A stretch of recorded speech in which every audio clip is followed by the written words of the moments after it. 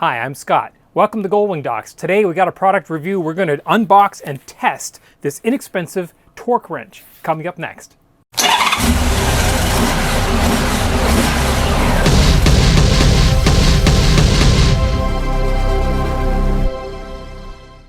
So another product review. I know I get a lot of requests from manufacturers to review their products. I get emails that they send me, and I almost always say no whenever they send them to me. So this one was from a company called Hand Life, and they wanted to know if I would review their torque wrench. Now, obviously, a lot of the review requests I get are for things that are no way related to motorcycles, and I just either ignore them or I just say no. But obviously, torque wrench, this is a very useful tool for a motorcycle owner, especially a Goldwing owner, because we have a lot of aluminum on our bikes, and over-torquing fastener into aluminum can cause severe damage. So I said, sure, send a torque wrench. We'll have a look at it and see how it works, how well it's calibrated. So I will make an admission here. I don't use torque wrenches all the time. I've been wrenching on motorcycles and cars for decades. So I have a built-in torque wrench right here. Basically, I can twist things with my arm, and I have a pretty good idea of the required torque and what that torque feels like. However, when I am seating things into aluminum, like into an aluminum engine block, or when I'm doing critical items like, oh, I don't know, axle nuts, things that if they come loose, you can die, I will always torque those fasteners, because in aluminum, if you torque something in too tight, you'll strip out the aluminum, and that's really difficult to fix. And obviously, you want things that can kill you to stay tight. So, if you don't have a torque wrench, you really should have one if you're going to be working on your motorcycle, especially if you don't have the feel you get from years of wrenching to know how tight to make things. So, this company called Hand Life contacted me and said, would you like to do a review of our torque wrench? And I said, sure, why not? I think our members at Goldwing Docs would like to know about an inexpensive torque wrench, and maybe it'll be worthwhile, something they can purchase. So it comes in a nice little case here.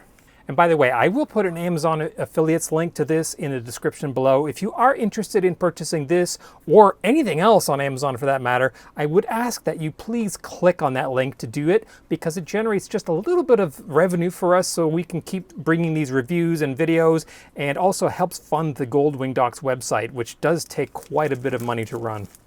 So let's have a look at what we have here. We got some information here. It says calibration certificate, says it's calibrated. Oh, look, somebody actually calibrated this thing. So it says this was calibrated on August 29th, 2021. We will test that out. So here's the wrench. It is a click type wrench, which I really like. Oh, it's a very small 1/4 inch. Okay, well, interesting. I don't know why they would send me a 1/4 inch wrench. I know they have 3/8 and 1/2 inch wrenches, but we'll have a go at this. Interestingly enough, it's not just the wrench. We've got a nice little extension here. Actually, it's a pretty decent quality extension. It's chrome vanadium. It's got a nice knurled surface on it. And we've got some sockets here. Are they metric sockets? Let's have a look and see. These are also chrome. And yes, they are metric sockets. There's a 10mm right there, so we can have a look at that. Okay, so the sockets, I guess they're fairly decent quality. I don't know if they're the highest quality metal that I've seen. I don't know, I would not be putting a huge amount of torque on these, but obviously it's a 1/4 inch drive, so you're not ever going to get a lot of torque in there.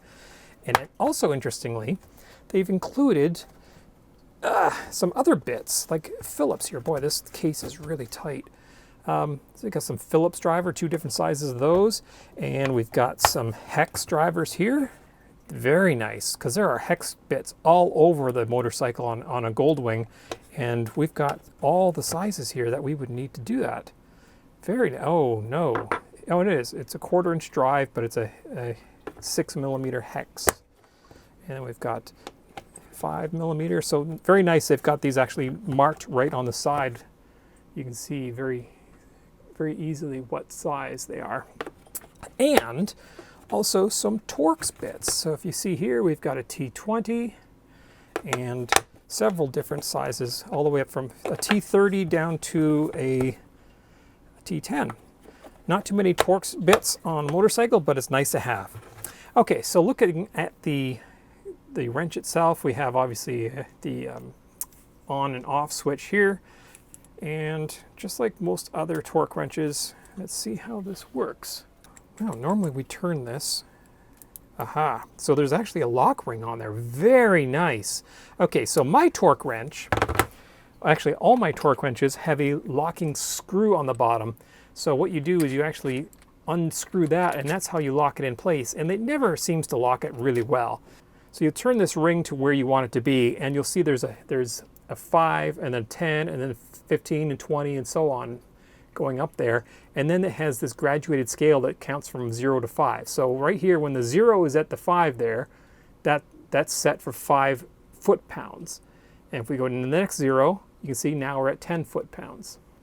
And if we keep continuing, now that we're at 15 and 20 and so on. So, and then once you got to where you want it to be, you tighten this up, and that holds it so it doesn't rotate while you're working with it. But I find these tend to always loosen off when you're using it. So this one is calibrated in inch-pounds because it's a very small one. So to get from inch-pounds to foot-pounds, you take the foot-pounds and multiply by 12, or divide the inch-pounds by 12 to get to foot-pounds. So if we had this set for 20 foot-pounds, that means this would have to be 240 inch-pounds, which is beyond its capability. It seems that it goes up to 209 inch-pounds. Boy, these numbers are really odd, but there is a 121 right there. So once we screw it up to 121, and there's 121, so then we'll back it off to 120 and lock it in place. Okay, so now this is set for 120 inch-pounds. Oh, actually, look at that. It has Newton meters on the other side. So let's bring this back down to, let's see, we have 33 inch-pounds. All right, so we're going to check the calibration on this. What I've done is I've mounted it into my vise, and I've measured from the pivot point 6 inches out, which just so happens to be exactly where this little ridge is here on the locking handle. So using math and a scale, we can actually measure this. So I've set it for 33 inch-pounds. You can see right there. And what I'm going to do is I'm going to turn on my electronic scale here and hook it over that little divot right there, and we will pull it and see at what point does it actually trigger this. So I'm pulling it. You can see I'm pulling it to see the weight. And that was about 4.3, so let's try it one more time. Again, 4.3. A few inches later. So what I did is I did several of those tests.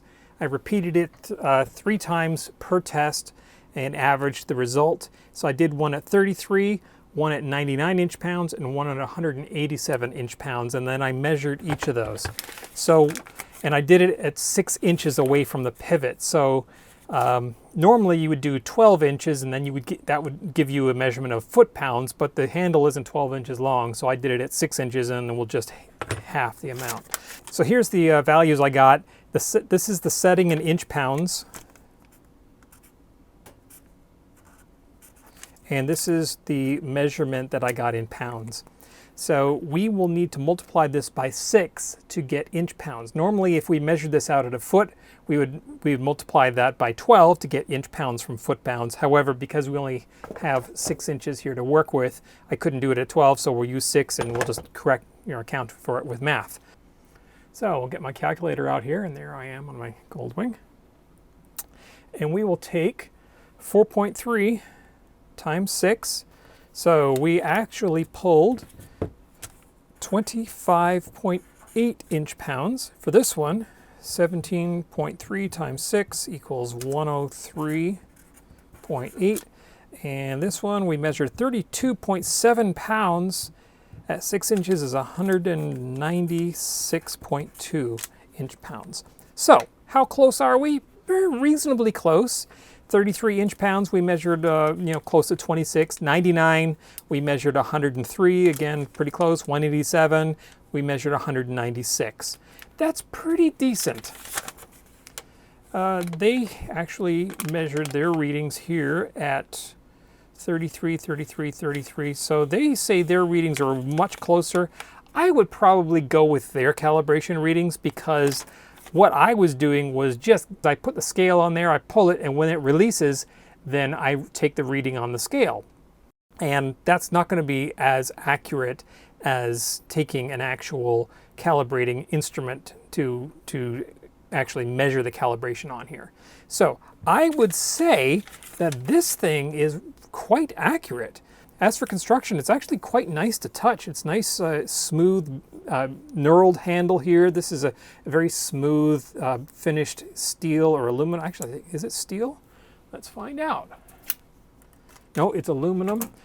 You can lock these on. So you'll see when you push it on, it doesn't go on. So you push the release here, that thing is now locked on there. Because I know one of the things that drives me crazy is when you're working on something, especially deep down in the bike, and you've got a socket in there, and you've got it in there, and you're down somewhere, and you're working on your wrench, and then you pull it out, and the socket stays behind, and now you've got a wrench, and the socket's somewhere down inside there. Well, this won't happen with this because you can't pull it off without pushing the release on the end. Really nice feature.